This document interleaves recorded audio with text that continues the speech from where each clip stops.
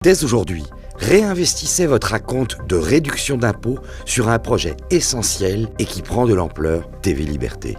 Dès aujourd'hui, réinvestissez sur une télévision libre, autonome, indépendante, sans filtre, qui ne dépend ni des oligarques, ni des partis, ni des lobbies, ni de l'État.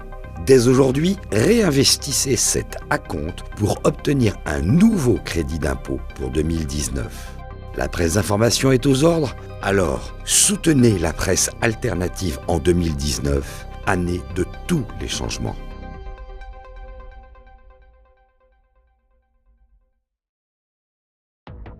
Fake news de Libération, les décodeurs du monde, l'AFP factuel.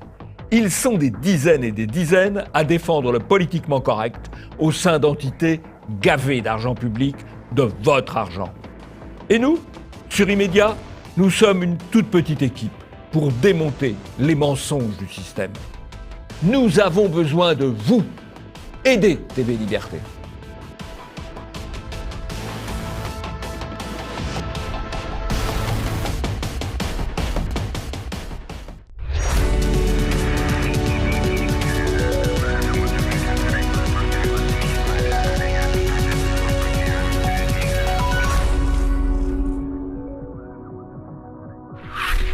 Bonjour à tous et bienvenue dans ce nouvel Immédiat. Avec moi pour commenter l'actualité médiatique de la semaine, Jean-Yves Le Gallou. Bonjour Jean-Yves.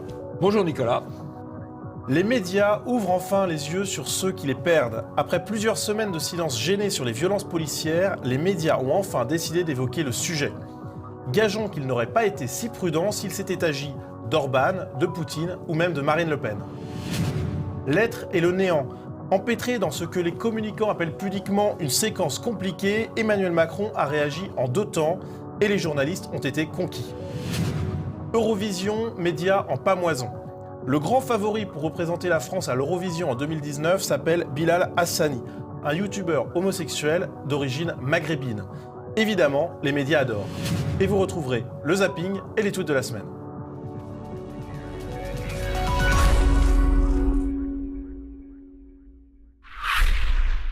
Depuis quelques jours, les médias semblent découvrir les violences policières, mais cela ne doit pas nous faire oublier qu'il y a eu un silence de la part des médias dominants pendant très longtemps. Alors on va analyser ce silence passé, d'abord avec le constat que les violences policières ont été minorées par les médias. Eh bien, il faut savoir que ce constat, c'est pas seulement le nôtre, c'est également celui de Vincent Glade, qui est journaliste pour Libération et qui tweet notamment le thème des violences policières sur les gilets jaunes est surtout traité par le pôle fact-checking des médias. Comme si c'était une fake news venue d'Internet. Quand est-ce que les services justice-police s'en occuperont sérieusement? Et il poursuit, le travail de recensement des blessés de Check News de Libé est remarquable. Mais il ne vous aura pas échappé que c'est un site destiné à répondre aux interrogations des internautes. Comme si les journalistes ne se posaient, eux, pas la question. Et il conclut, au-delà du scandale que peuvent représenter ces violences, le gouffre entre les réseaux remplis de vidéos de violences policières et le relatif silence dans les médias a considérablement renforcé la défiance contre les journalistes. Alors Jean-Yves, on a un journaliste de Libération qui s'interroge et qui finalement fait le même constat que nous. Alors oui, je crois que la défiance vis-à-vis des journalistes de la part des Gilets jaunes s'explique très bien, puisqu'ils ne voient dans les médias que des reportages sur leur violence à eux ou la violence d'un certain nombre de casseurs, et jamais les violences qu'ils subissent et qui sont loin d'être toujours justifiées de la part de la police. Donc ils disent ils sont pas honnêtes. Voilà, ils découvrent, ils vivent la malhonnêteté des médias, et c'est ce qui explique le rejet des médias par beaucoup de gilets jaunes. Et d'ailleurs, comme le souligne bien Vincent Glade, c'est uniquement des médias de fact-checking qui s'occupent de la question, ce qui est quand même... C'est quand même étonnant. Alors, il n'y a pas que les médias de fact-checking qui traitent de ce sujet-là, puisqu'il y a eu effectivement des sujets sur la question, mais évidemment beaucoup moins que sur le traitement de la violence de la part des Gilets jaunes. On a notamment le travail de David Dufresne, qui est un journaliste indépendant, qui a répertorié sur Twitter plus de 260 signalements de bavures policières. On a un autre exemple avec un excellent article donc, de Check News qui était mentionné par Vincent Glade, qui répertorie lui aussi toutes les blessures subies par les Gilets jaunes, un décompte qui est vraiment glaçant, avec un nombre de 93 blessés graves, dont 68 par des tirs de lanceurs de balles de défense, avec au moins 14 personnes qui auraient perdu un œil. Donc Jean-Yves, ce sont 2 travaux à saluer. 2 travaux à saluer, oui. 2 travaux, pardon. Je ne trouve pas très bon le mot bavure. Parce que qu'est-ce que c'est que le mot bavure ? eh bien, c'est un policier qui peut, dans l'action, commettre une erreur, voire commettre une faute. Ça peut arriver. Une faute individuelle, ça peut arriver. On en verra tout à l'heure avec l'affaire du commandant Andrieux. Mais quand il y a 264 signalés, qu'il y a 90 blessés graves, qu'il y a 14 œils crevés, et s'agissant dans beaucoup de cas de personnes tout à fait calmes qui n'étaient pas au contact direct de la police, ça n'est plus des bavures. C'est une stratégie de répression. Une stratégie de répression et de dissuasion. Parce que je pense que les consignes explicites ou implicites qui sont données par la hiérarchie ministérielle à la hiérarchie préfectorale et policière, c'est de dissuader les manifestants en recourant à la violence. Et je serais tenté de dire plus contre les manifestants pacifiques que contre les autres, puisque ce qu'on veut dissuader, précisément, ce sont les manifestants pacifiques. Alors, outre le travail de ces deux médias, de journalistes, eh bien, on a l'émission Envoyé spécial qui a consacré un sujet à la question des violences policières. Et on y revit notamment l'enchaînement qui a conduit à l'éborgnement de Fiorina. On va le voir tout de suite avec une première partie sur la répression aveugle.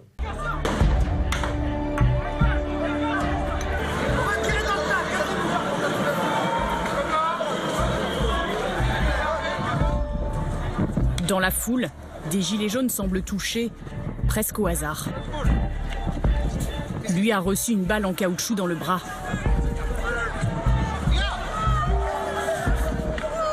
Cette femme de 70 ans hurle de douleur. Deuxième partie de cette vidéo, la montée de la tension jusqu'au drame. Les forces de l'ordre chargent. Avec le soutien de la brigade anticriminalité, des policiers en civil. L'assaut fait de nombreux blessés parmi les manifestants. Et pas seulement chez les plus radicaux. 50 mètres plus loin, une étudiante de 20 ans a été grièvement touchée au visage. Elle vient tout juste d'être évacuée. Voilà, elle a perdu un œil. C'est des images qu'on trouve sur Internet. En l'occurrence, je crois que c'est des images qu'ils ont eux-mêmes tournées, mais que tout le monde aurait pu tourner, que tout le monde aurait pu voir. Ce sont des images qui doivent dater du 8 décembre, puisque c'est le jour où Fiorina a perdu son œil. Mais il y en a des dizaines d'autres, des centaines d'autres, des scènes comparables. Il y en a eu toutes les semaines. Et donc, c'est vraiment, au fond, c'est l'exception, ce reportage d'Envoyé spécial, qui est un reportage qui n'est pas aux 20h, qui arrive assez tard dans la soirée. Mais enfin, bon. Mais justement, vous parlez du 20h, eh bien, il y a un cas emblématique, un cas d'école presque du silence médiatique, c'est celui des différents JT de 20h. Vous le savez, Jean-Yves, le 20h, c'est la grande messe de l'information, c'est l'émission qui fait le plus d'audience en termes d'information. Pourtant, eh bien, le silence sur les violences policières, il est quand même presque assourdissant. On a un article d'Arrêt sur Image qui étudie cette question, intitulé « Au JT, les violences policières n'existent pas ». Et bien, dans cet article, on apprend que les violences policières sont minorées et que le seul sujet qui est dédié à ces violences, c'est celui sur le commandant Andrieux dont on parlait tout à l'heure. Le commandant Andrieux, donc c'est le premier sujet, 2 minutes 30 sur le JT de TF1 et aux 20h de France 2, le cas est également traité dans un sujet dédié. Mais les violences policières sont uniquement abordées dans un premier temps en tout cas, via le cas d'Andrieux. Oui, alors le cas d'Andrieux, c'est typiquement, ça c'est une bavure individuelle. Parce que c'est un type qui est commandant de police, qui se met à faire le coup de poing sur des manifestants neutralisés. C'est grotesque, c'est déplorable, mais c'est marginal. C'est marginal, et c'est pas... là, il n'agit pas sur ordre, là. Alors que le tir massif de flashball, les tirs tendus de grenades, l'usage de grenades de désencerclement, etc., ça, c'est sur ordre. C'est une stratégie de maintien de l'ordre. Andrieux, c'est une bavure. Je note quand même simplement que Andrieux n'a même pas été suspendu, me semble-t-il. Une enquête judiciaire, une enquête administrative, qui a mis un peu de temps à partir l'enquête judiciaire. En général, dans ce type d'affaires, il y a au minimum une suspension, le temps que l'enquête administrative et que l'enquête judiciaire se poursuivent. Mais Andrieux, ça c'est vraiment, je veux bien admettre, c'est une bavure. Bon, il y a des brebis galeuses partout, ça c'est pas... Mais c'est pas ça qui est à l'origine des centaines et des centaines de blessés, de la centaine de blessés graves. Et alors, dans son enquête, Arrêt sur Image énumère les cas où les violences policières ont été traitées dans différents sujets dans les JT et globalement, eh bien, conclut à une minimisation de la violence. minoration des violences policières. Alors, un exemple de cette minoration, eh bien, c'est dans le JT de 20h de TF1. Vu la violence inouïe des casseurs, eh bien, il n'y a pas eu, à première vue en tout cas, de bavure. Pas de morts, pas de blessés graves. Et de l'avis de tous les experts, c'est la preuve de beaucoup de sang-froid et de maîtrise. Alors, on a l'argument d'autorité. De l'avis de tous les experts, c'est la preuve d'une grande maîtrise. Et il n'y a pas de blessés graves. Il n'y a pas de blessés graves. On est dans le bobard total. Des blessés graves, il y en a 90. 90. Il n'y a pas encore le pompier dans le coma, puisque l'émission est avant, mais il y a déjà 90 blessés graves, dont une quinzaine Dieu détruit. Voilà. Et donc on est dans le mensonge, on est dans le bobard. Mais à l'heure de grande écoute, à TF1, 20h. Alors, vous mentionniez le gilet jaune de Bordeaux. Eh bien, jusqu'à la semaine dernière, les médias dominants minoraient donc les violences policières. Et puis, renversement total de situation suite donc, au drame de Bordeaux avec un pompier, père de famille, qui a été touché, selon les premières vidéos, les premières déclarations, par un tir de lanceur de balles de défense à la nuque, dodo donc, alors qu'il fuyait la police a priori et ne représentait donc aucune menace. Alors, beaucoup de médias ont dès lors parlé des violences policières. On note par exemple que Le Monde a publié coup sur coup 2 articles. L'un étant un entretien avec David Dufresne, le journaliste indépendant dont on parlait tout à l'heure. Et puis, le gros article du Monde, c'est le lourd bilan des lanceurs de balles de défense de la police. Donc il y a une prise de conscience du Monde. Oui, mais le grand article du Monde, le grand titre, c'est le lourd bilan des balles de défense. Je suis désolé, il n'y a pas un lourd bilan du couteau, il n'y a pas un lourd bilan des camions. Les balles de défense, c'est une arme, oui, une arme assez puissante, mais qui l'utilise ? Quels sont les gens qui l'utilisent ? Ce sont les policiers ou des gendarmes. Et pourquoi les utilisent-ils ? Parce qu'ils en reçoivent les ordres de la hiérarchie policière, de la hiérarchie préfectorale et du ministre. C'est le lourd bilan de Castaner. C'est pas le lourd bilan des balles de défense. Il y en a un nombre qui a été utilisé comme jamais. Jamais, jamais, jamais. Quand il y a eu les émeutes de banlieue en 2005, avec 10 000 voitures brûlées, 3 semaines d'émeutes dans des dizaines et des dizaines de cités en France, il y a eu 20 fois moins, ou 30 fois moins, ou 50 fois moins d'usage de balles de défense. Voilà. Donc c'est pas les balles de défense qui sont coupables, là. C'est les ordres qui sont donnés de les utiliser contre des manifestants et contre des manifestants très souvent pacifiques. Alors les médias donc ont embrayé sur cette question des violences policières suite à l'affaire de Bordeaux. On a par exemple les JT dont on parlait à l'instant, qui ont traité du sujet. On a par exemple le JT de TF1. C'était samedi dernier à Bordeaux, au cours de la 9e journée de manifestation des Gilets jaunes. Un homme a été blessé à la tête gravement, sans doute par le tir d'un policier. Ce pompier volontaire, père de famille, a été plongé par les médecins en coma artificiel. Que s'est-il passé ? La scène filmée est rapide et confuse.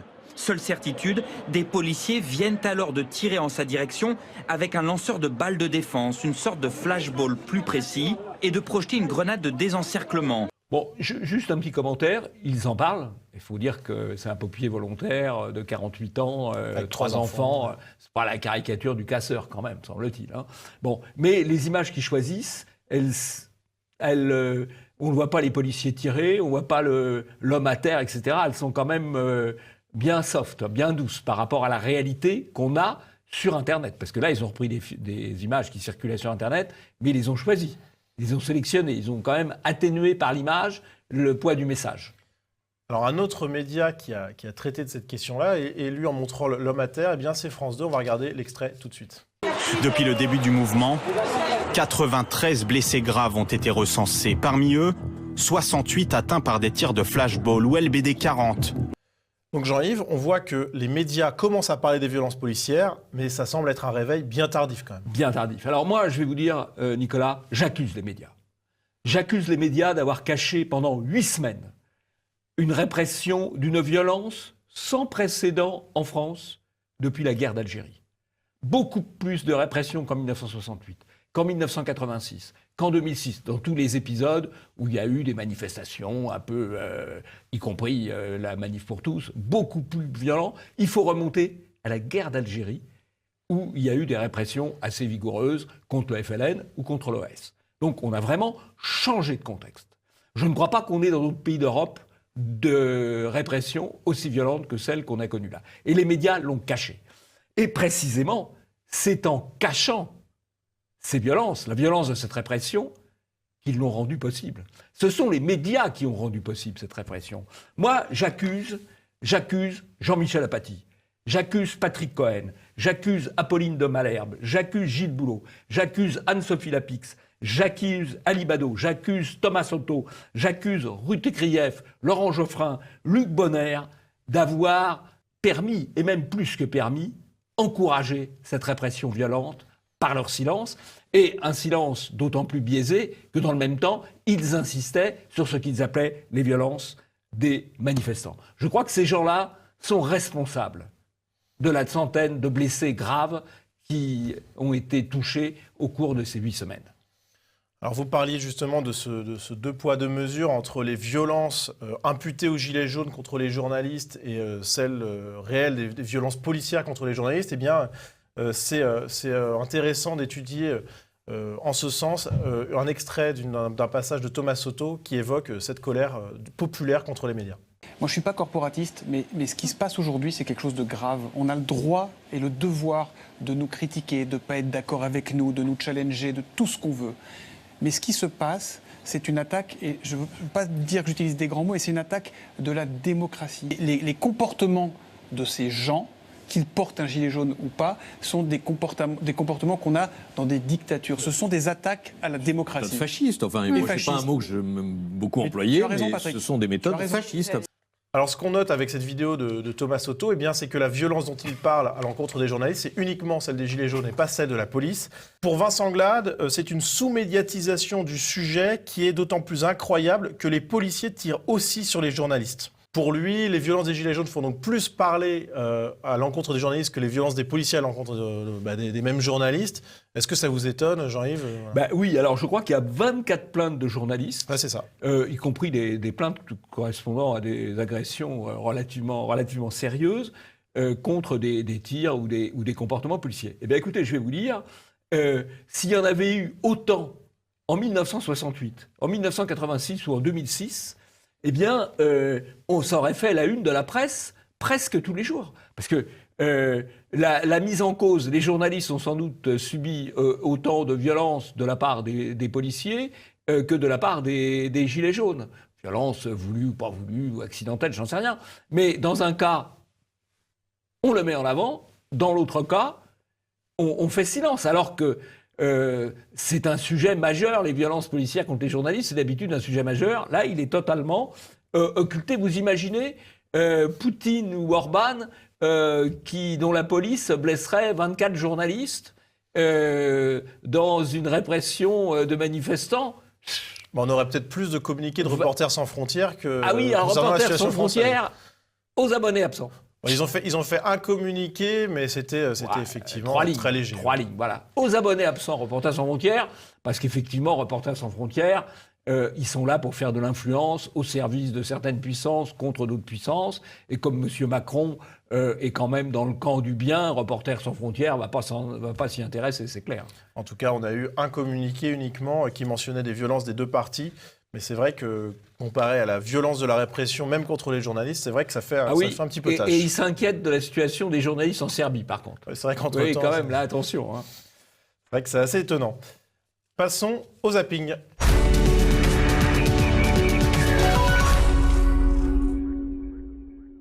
On va arrêter, parce que l'avenir de la France, l'avenir de l'Europe, c'est pas Marine Le Pen. Et comment on fait ? Eh bien, en faisant de la politique, en argumentant, et on n'était pas sur son siège en disant « Vous avez entendu ce qu'elle a dit, Marine Le Pen? Ouh là là, Marine Le Pen !» Oui, il faut qu'on soit encore plus dans cette capacité à parler normalement. Je l'ai dit plusieurs fois récemment, même moi, quand je m'écoute parler, il y a des choses que j'aurais pas compris de moi-même il y a 5 ans ou il y a 10 ans. J'ai un coup de sang contre SOS Méditerranée. Vous savez, c'est cette association qui a affrété des bateaux, notamment l'Aquarius, pour aller chercher les migrants en Méditerranée. Cette association vient d'être désignée association éducative par le ministère de l'Éducation nationale, ce qui signifie qu'elle va avoir le droit de faire sa promotion, pour ne pas dire sa propagande dans les écoles. Moi, je considère que les écoles, ça devrait être des lieux neutres et pas des lieux de politique. Les chiffres sont exactement les mêmes entre ceux qui font confiance au président de la République et ceux qui font confiance aux médias. Il n'y a plus que 23% des Français qui font confiance au président de la République et on a l'impression que c'est les mêmes 23% qui font encore confiance aux médias. Une des membres du collège du CSA s'étonnait notamment, ou feignait de s'étonner, que notre chaîne semble avoir la faveur des gilets jaunes et se demandait si une perception éventuelle de notre chaîne comme plateforme, je crois bien citer ces mots, de haine des institutions de la France et de M. Macron, pouvait contribuer à ça. La totalité des Gilets jaunes accueille avec beaucoup de plaisir des médias un peu minoritaires, voire marginaux, et sans Russia Today ou bien le journaliste de Brut par exemple, parce qu'il filme pratiquement... Est-ce que c'est Rémi Buzine qui filme en live, qui voilà. Et qui filme sans mise en perspective, il donne la parole aux gens. Dès le début, nous avons donné une plateforme libre aux Gilets jaunes pour s'exprimer sans leur coller d'étiquette, ni d'extrême droite, ni d'extrême gauche. Alors évidemment, dans le traitement de l'information, on ne veut rien exagérer, mais il ne faut également rien minimiser. Ça irait à l'encontre des valeurs journalistiques de notre chaîne et je pense normalement de tous les autres médias, une diversité d'opinions, un équilibre entre le direct et les analyses en plateau. Pour beaucoup de gilets jaunes, une image brute, sans montage, serait la preuve d'une information vraie. Filmer en direct est devenu pour eux une marque de fabrique sur les réseaux sociaux. Comme ce jour-là, où 2 porte-paroles du mouvement diffusent leur rendez-vous au ministère de la Transition écologique. La vidéo est commentée en direct par des sympathisants. Une information sans montage et sans recul. C'est simple, on est la profession la plus détestée des Français, avec les experts, les agents immobiliers, je crois. Les journalistes, au fond, on pourra en parler, mais au fond, ne sont pas responsables de grand-chose dans cette histoire. Ils ont juste contre eux une apparence. C'est que la presse n'a plus fabriqué elle-même, c'est-à-dire des journaux gérés par des journalistes, des entreprises qui gagnaient de l'argent. Et donc, petit à petit, pour sauver ces entreprises, des gens dont ce n'était pas le métier ont acheté des organes de presse. Des manifestants tenus à l'écart, un dispositif de sécurité impressionnant. Voilà à quoi ressemblent aujourd'hui les rares déplacements d'Emmanuel Macron.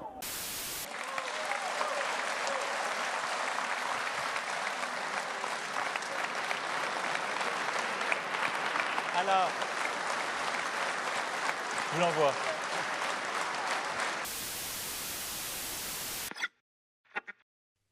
Bon zapping, comme d'habitude, Nicolas. Alors, première remarque, je note la phrase d'Apathy qui reproche aux médias sociaux de filmer sans mettre en perspective. Sans mettre en perspective. On l'a vu d'ailleurs très bien dans le petit reportage de TF1 sur le pompier blessé. Les images des réseaux sociaux sont des images brutes, où on voit les différents aspects de la scène, et le montage permet de mettre en perspective. De mettre en perspective et donc de cacher en fait ce qui est le plus choquant. Et on a aussi dans C'est dans l'air, cette excellente formule, les réseaux sociaux, c'est une information sans montage et sans recul. Vous appréciez le sens du mot montage, parce qu'il a quand même plusieurs sens. Il a le sens technique, mais il peut aussi avoir le sens en termes de propagande, bien entendu. Voilà, là ils sont parfaits. C'est presque de l'art, parfois, la propagande médiatique. Oui, c'est presque de l'art, c'est vrai. Je sais pas, c'est le 7e, le 8e, le 9e art, peut-être, voilà. Ensuite, il y a ce sondage qui est tout à fait intéressant, où on voit que dans l'opinion, la confiance dans Macron, c'est 23%, et la confiance dans les médias, c'est 23%. Et il y a un journaliste qui dit que ça doit être les mêmes. C'est pas tout à fait les mêmes, mais c'est sans doute globalement les mêmes. Et c'est très intéressant. Parce que c'est le quart Macron, c'est le quart de la France qui se trouve un peu représenté par Macron, un peu représenté par les médias, et les 3/4 restants, ils sont hors champ. Et évidemment, ça finit par être légèrement exaspérant. Dernier point que je voudrais souligner, qui montre à quel point on est dans une société de propagande. Le ministère de l'Éducation nationale, dirigé par M. Blanquer, qu'un certain nombre d'imbéciles continuent de considérer comme un type de droite. Imbécile ou mal informé. Mal informé, voilà. Non, mais parce qu'il est trompeur, il joue bien la partition de l'homme. Bon, alors, de mal informé ou de gens trompés, on va être plus aimable. Il accrédite l'association immigrationniste SOS Méditerranée comme association éducative qui va avoir le droit d'intervenir dans les écoles pour faire sa propagande en se faisant payer. Attention, tous ceux qui interviennent dans les écoles pour faire de la propagande, ils sont payés. Et donc SOS Méditerranée va pouvoir faire sa propagande dans les écoles avec le soutien de M. Blanquer, qui est particulièrement retors. Passons au deuxième sujet, l'être et le néant.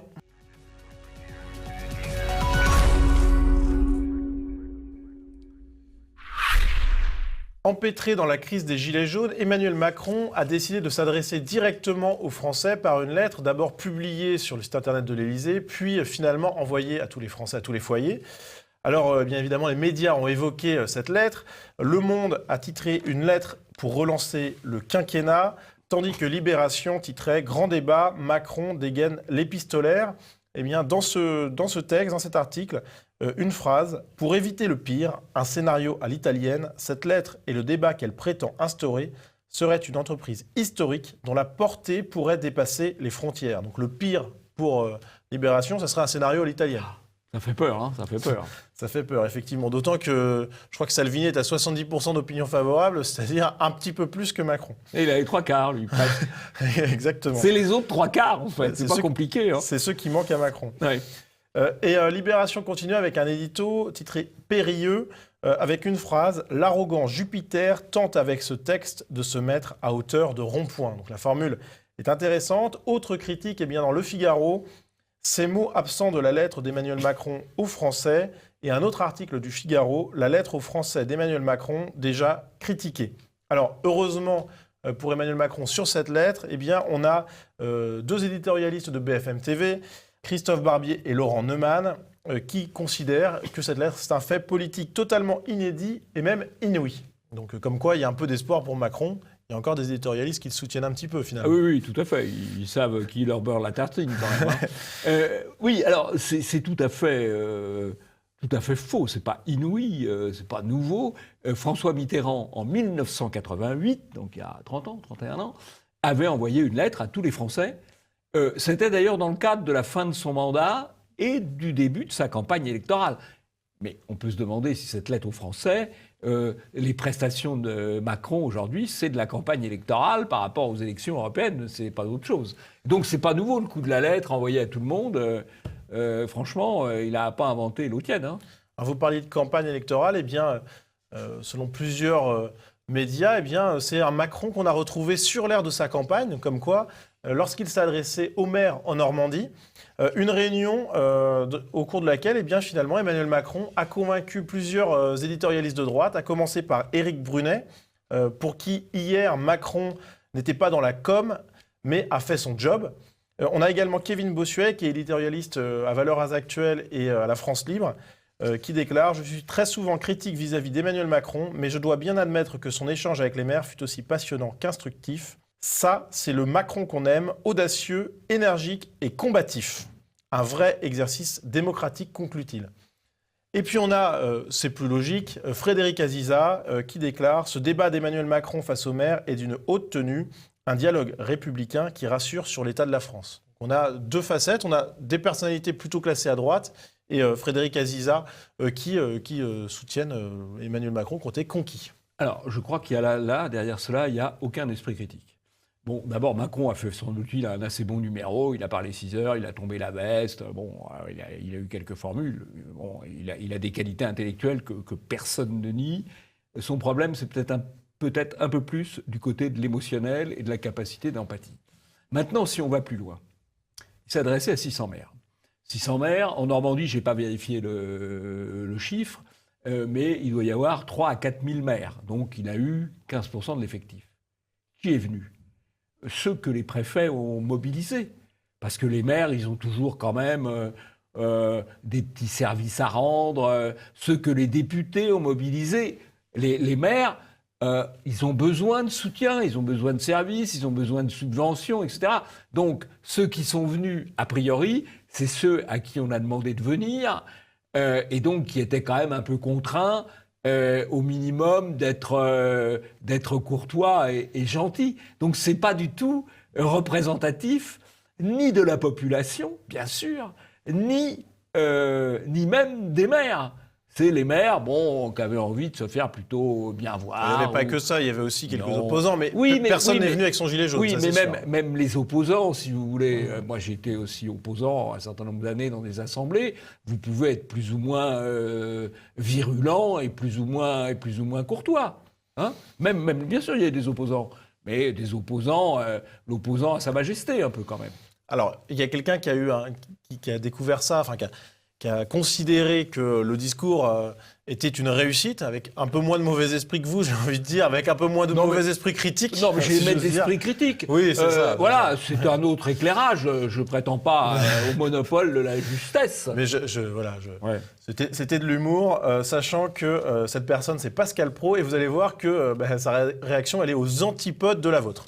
Quoi qu'on pense de l'action du président de la République, convenons qu'il a réussi hier une performance et que ce dialogue entamé avec les maires des petites communes de France a donné une image positive, apaisée, constructive de notre pays et que cette vitrine a fait du bien après nos samedis de violence. Mais moi je trouve qu'on est au cœur vraiment presque d'un problème de la Macronie. C'est-à-dire qu'il est exceptionnel, les gens applaudissent, mais à l'arrivée, c'est pas efficace. Oui, c'est un peu ce que j'ai dit. Il y a le rationnel, oui, mais il manque un peu l'empathie, quoi. Voilà. Alors, autre avis qui va dans le sens de celui de Pascal Praud, c'est celui d'un de ses chroniqueurs, Gérard Carrérou, qui est journaliste. On va l'écouter tout de suite. Et elle m'a dit, ça va probablement irriter beaucoup de gens.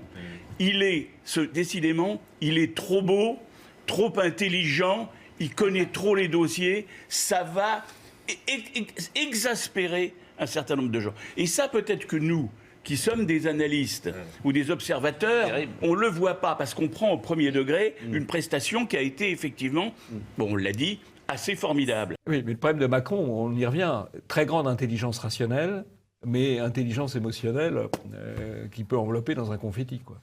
Alors, puisqu'on parle de confetti, je ne sais pas pourquoi, mais ça me fait penser à ça, puisqu'il est toujours un peu exubérant, c'est Christophe Barbier qui s'est évidemment extasié. Donc lui, il était prêt à les lancer, ces fameux confettis, sur son plateau. On va le regarder. C'était tout de même très réussi. On n'a jamais vu ça. C'est la preuve déjà que la démocratie représentative, ça fonctionne bien, puisque ça met en mots structurés, avec des explications claires et des revendications simples, placides, sans violence, la réalité de terrain. Ça veut dire que entre le maillon le plus fondamental de la démocratie, le maillon de base, le maire, et le maillon sommital, le président de la République, le dialogue est rétabli. Alors c'est une erreur, bien sûr, parce que le maire est déjà un intermédiaire. Le maillon fondamental de la démocratie, ça s'appelle le citoyen. Voilà. Et le citoyen, il était exclu dehors, puisque la ville, dans le village, le bourg dans lequel, Bourthoud, dans lequel Macron s'est exprimé, était gardé de partout par des cordons de gendarmes, et qu'on faisait payer 135 € d'amende à ceux qui avaient le malheur d'avoir un gilet jaune. Bon, donc le citoyen, il n'était pas là. Et comme je l'ai dit tout à l'heure, les maires qui étaient là, c'était un échantillon de maires quand même plutôt bienveillants. C'est pas l'ensemble des maires de la région. Donc c'est un échantillon bienveillant. Et puis je vais même aller plus loin, parce que ça c'est un beau décor, hein. Il est là, au milieu de 600 maires. Et c'est pas ça la réalité du débat. Il est là pour lancer le débat. Et le problème du débat, c'est que les préfets se battent les flancs. Les préfets se battent les flancs pour trouver des maires qui veulent organiser chez eux ou participer au débat. C'est ça la réalité. Il y a peut-être eu 600 maires qui sont venus pour le show Macron, mais la réalité, c'est qu'ils ne veulent pas se mouiller dans ce débat pour une raison très simple. Ils ne veulent pas risquer de prendre à leur compte une partie de la popularité de Macron. Ce sont des élus quand même, ils raisonnent. Ils ne veulent pas prendre une partie de la popularité de Macron. Et le débat, il démarre très mal parce que on manque de volontaires pour l'organiser. Alors vous allez voir que ce que vous disiez d'un Macron et de maires retranchés face au peuple gardé par les gendarmes, ça va être le sujet d'un des tweets que nous allons regarder tout de suite.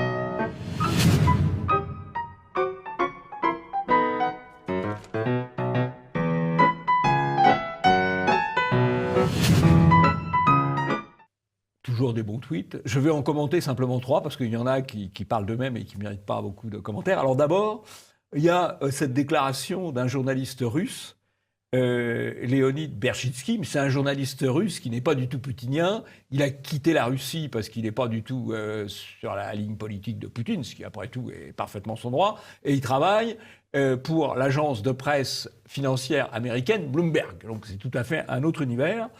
Et il déclare que Macron lui apparaît plus violent que Poutine face à ses opposants. Moi, c'est ce que j'ai pu dire un certain nombre de fois en disant mais comparons, qu'est-ce qu'on dirait si Poutine ou Orban le faisaient? Sauf que Poutine et Orban ne le font pas. Et qui le dit?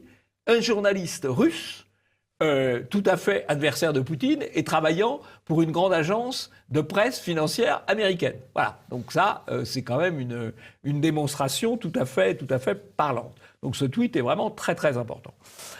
Deuxième chose, alors on s'aperçoit que le CSA se plaint de l'absence de diversité dans les médias. Nous aussi. On se plaint de l'absence de diversité politique, puisqu'encore une fois, les médias représentent le quart de l'opinion et 3/4 ne sont pas représentés, intellectuellement ou politiquement. Mais ce n'est pas de ça que se préoccupe le CSA, c'est soi-disant de la diversité ethnique, on peut dire le mot, puisque les personnes, je cite, non blanches, ne représentent... Perçues comme non blanches. Perçues comme non blanches, voilà, oui, parce qu'on n'a pas le droit de faire des statistiques. La novlangue puissance... Perçues comme non blanches, c'est 17%.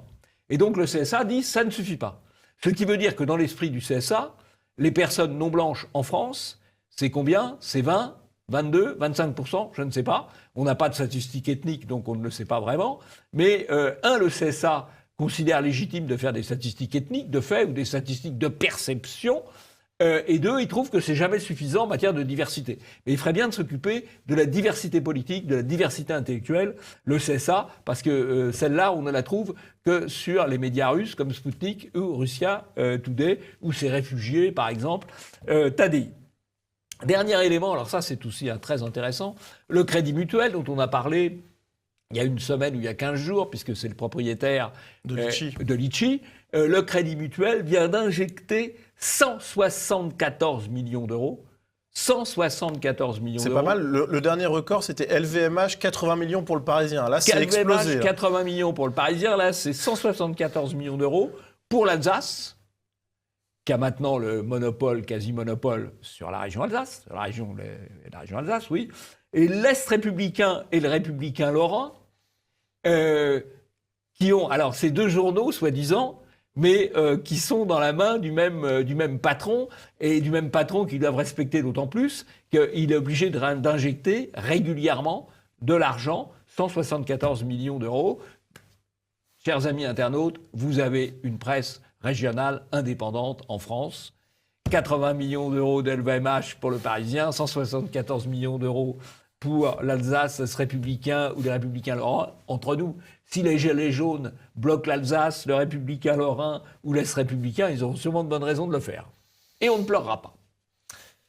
Passons au troisième sujet, Eurovision, médias en pamoison.